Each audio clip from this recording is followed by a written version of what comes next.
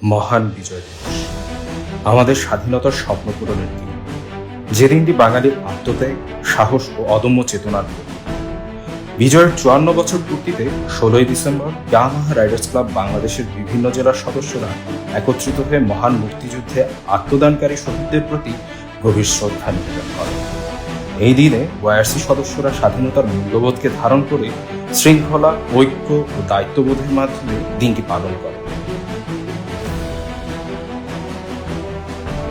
কেউ এতিমখানার শিশুদের সঙ্গে পুরো দিনটি কাটিয়েছেন, আবার কেউ সুবিধাবঞ্চিত মানুষের পাশে দাঁড়িয়ে সহমর্মিতা ও মানবিকতার বার্তা ছড়িয়ে দিয়েছেন।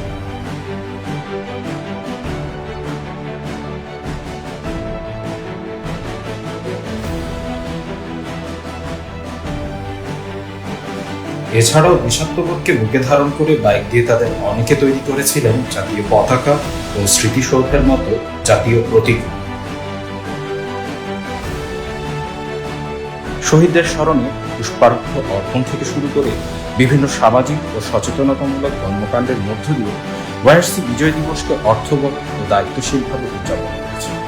স্বাধীনতার চেতনাকে সম্মান জানিয়ে এবং আগামী প্রজন্মের কাছে মুক্তিযুদ্ধের আদর্শ পৌঁছে দেওয়ার লক্ষ্যে এই উদ্যোগ।